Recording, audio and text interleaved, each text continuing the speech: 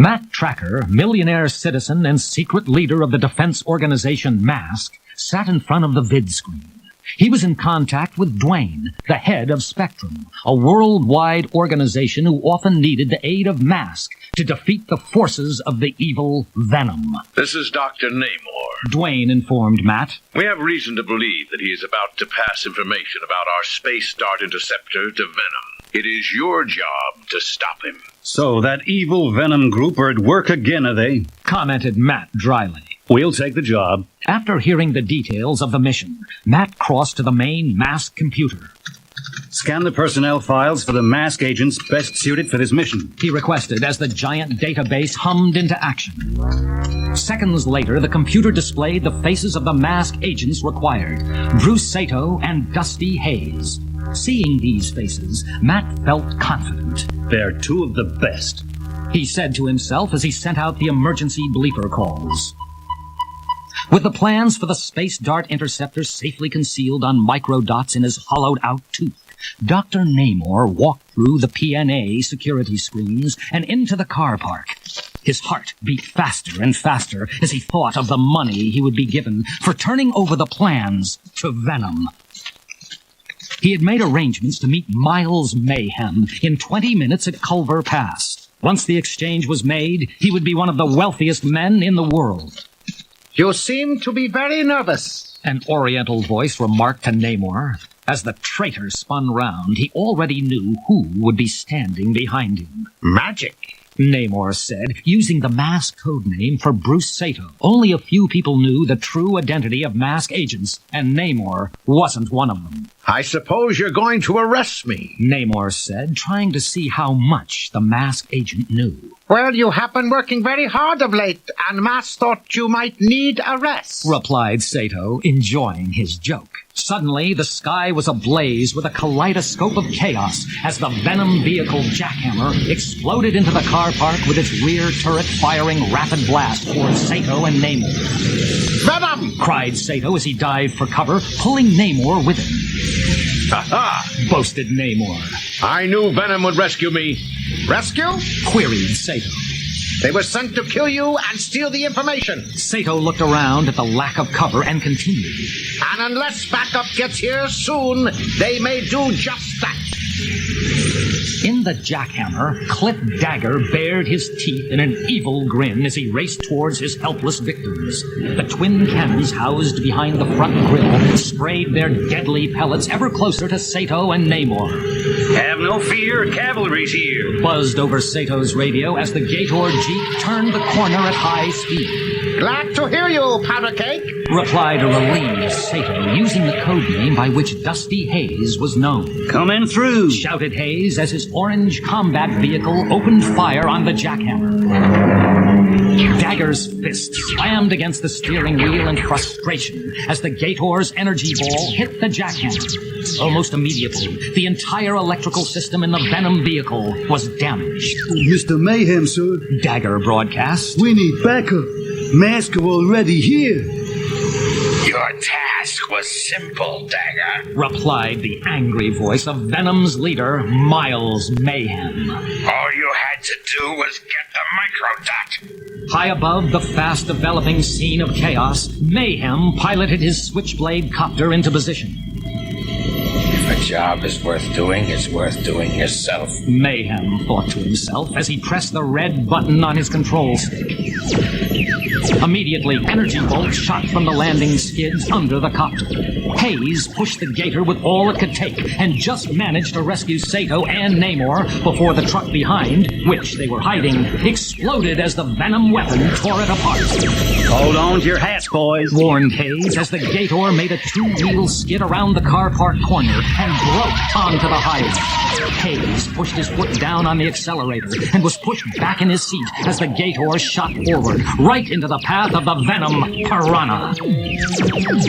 As the Gator sped out of the car park, it was forced to snake around the approaching Venom backup vehicle, the Piranha. As expert a driver as Dusty Hayes was, he was unable to avoid the rapid machine gun fire from the superbike. On the Gator dashboard, warning lights showed that they had been hit. We've been caught off guard. commented Hayes. We didn't plan on Venom making a snatch. They're going to double-cross me. Namor said, realizing how close to death he had been. You can never trust Venom. Hayes replied to the shocked and frightened scientist. We have company. Observed Sato as the Switchblade, now in jet mode, shot into view. Both mask agents knew that the jet had rockets and how easy a target they presented to Switchblade. Let's hope Hunter gets here first. Hayes said, using the mask code name for Matt Tracker. Masked Crusaders working overtime, fighting crime, fighting crime.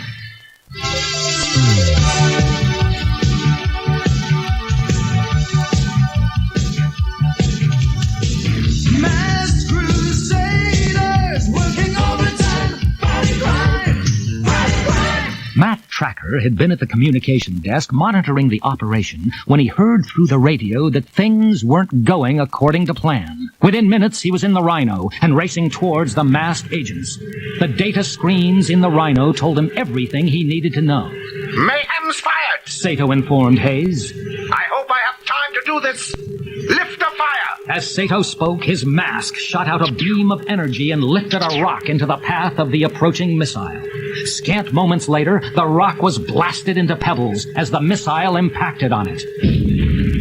As soon as Matt saw the puff of smoke from the explosion rise above the horizon, he radioed his teammates. Magic, powder keg, are you all right? He asked, praying that they would answer.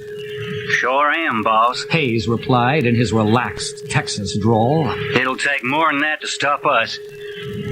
Mayhem smiled to himself as he observed the scene below. The jackhammer had refired its engine and was back in the chase, as was the Piranha. Soon, the Gator would run out of road, and they would destroy the two masked agents and then get the microdot.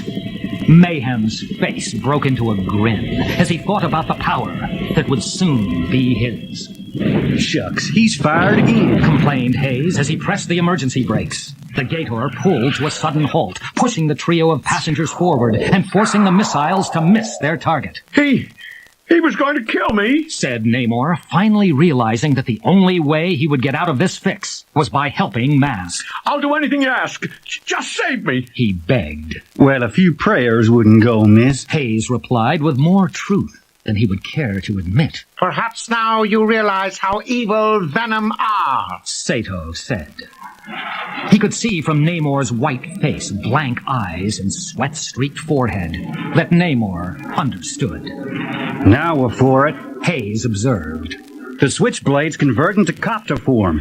That makes it very easy for Mayhem to pick us off. As they watched, the jet fighter changed before their eyes into a high-speed supercopter. Breathe easy, guys, Matt said over the radio as he pulled to a halt and launched the Rhino missile.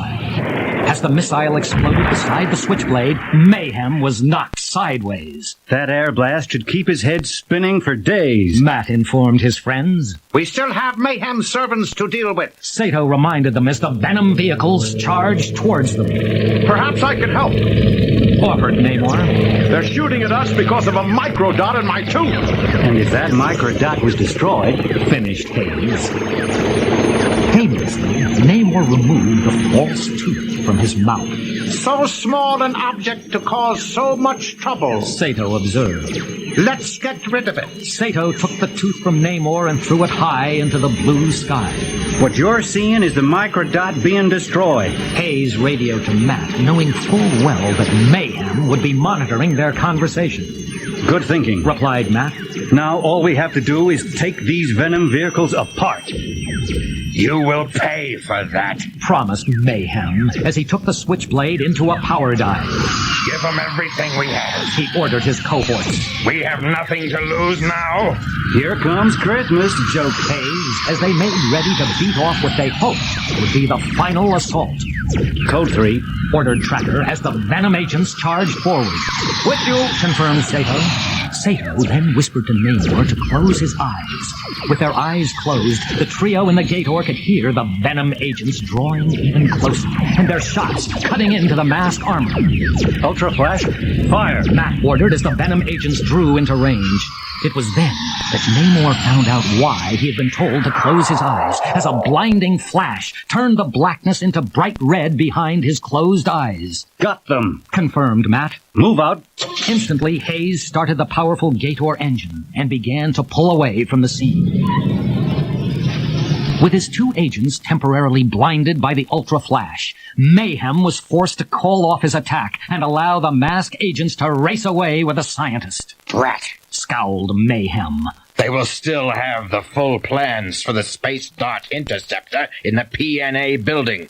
All we were after was a copy. Although Mayhem didn't say anything out loud, everyone knew he was making a promise that next time would be different. The masked agents drove direct to the PNA security building and handed their prisoner over.